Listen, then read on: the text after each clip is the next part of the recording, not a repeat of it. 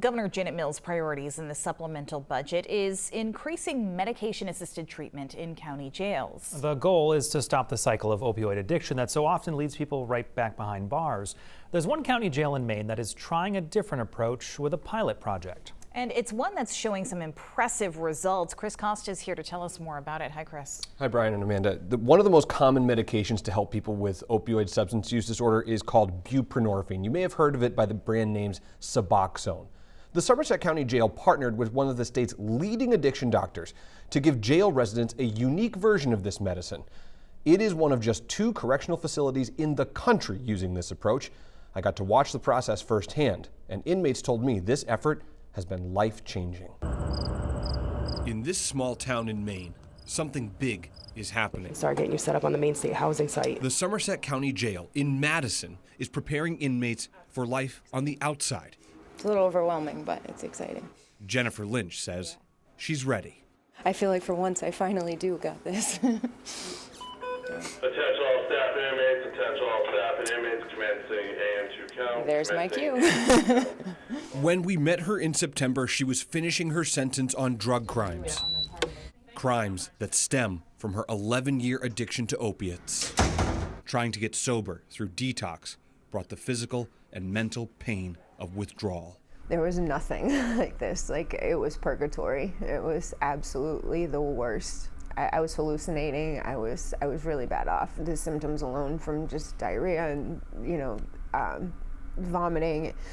I was falling asleep with my head in my tray. Like, I could not keep anything down. I was literally crawling on the floor to get my tray. Like, it was horrible. From crawling on the floor to walking out the door, Jennifer credits her turnaround to this. So you're gonna get 100 milligrams today, okay? An injection of buprenorphine, a low-strength opioid.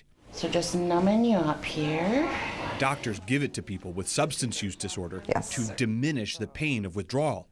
Pain that Dr. Elaine O'Connor has spent her career treating. I want to keep people alive, and the hope that this gives patients is remarkable. Amanda Douglas is getting her 3rd shot. All right, and you want me to go slow, you said. Preferably.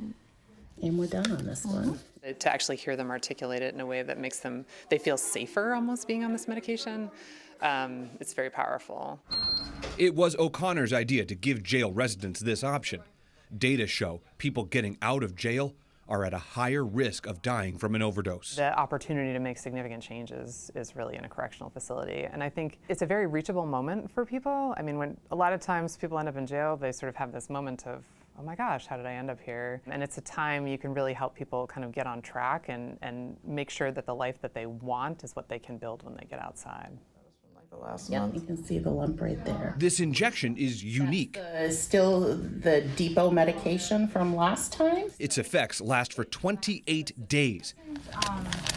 The more common method is a strip that goes under the tongue, known by the brand name Suboxone.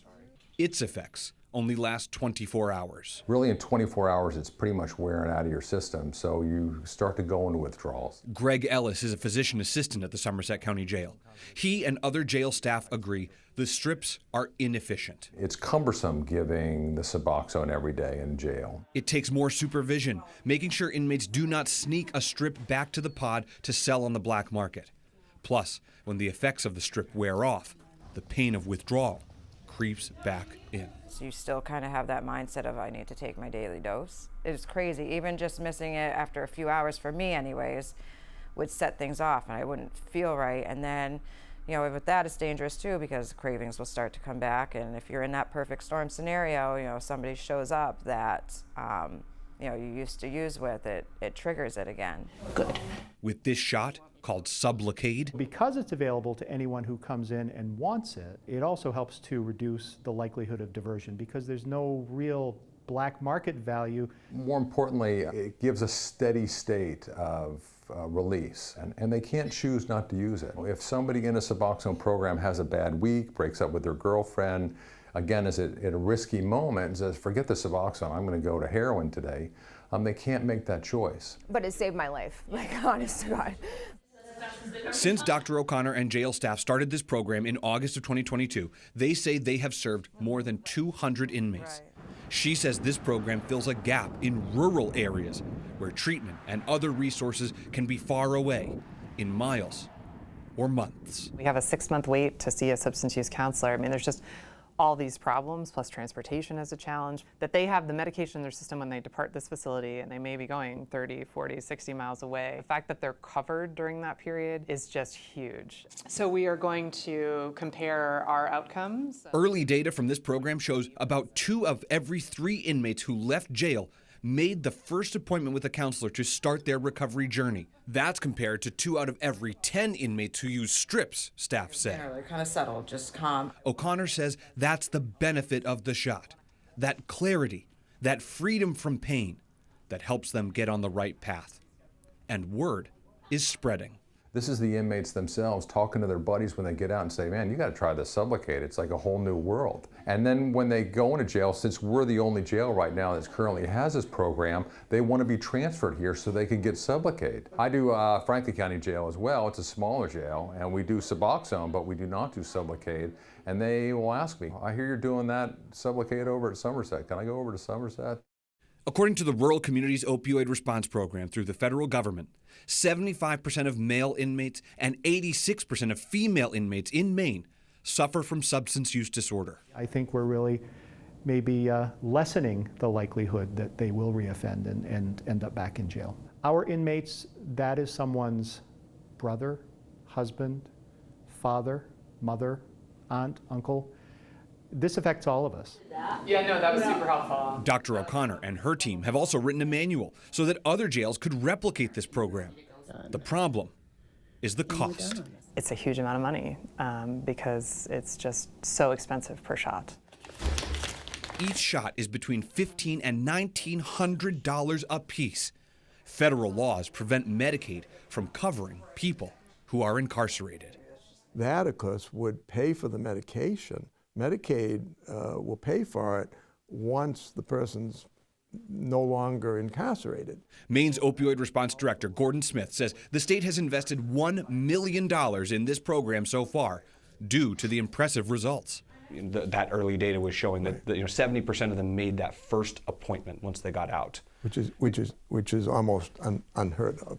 He said Somerset County also spent hundreds of thousands in its opioid settlement funds on this too, all because of the promise of this program and the power of the drugs they're fighting.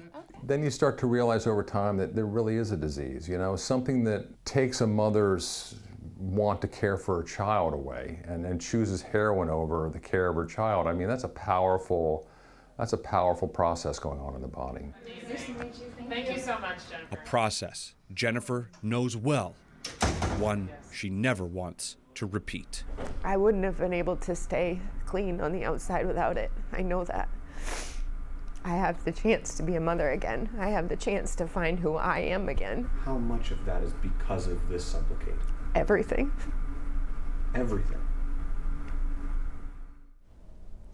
The sheriff told me that they ran a cost analysis of doing the injection versus the strips, and that it was actually more cost effective to do the shot. Brian and Amanda staff also told me that the people who come out of the jail with the injection are more employable because they don't have to leave work to go take their medicine. Interesting. Yeah, very, very interesting stuff here, Chris. Great information. Touches everybody in our state in one way or another. For sure. A lot of families. Chris, thank you.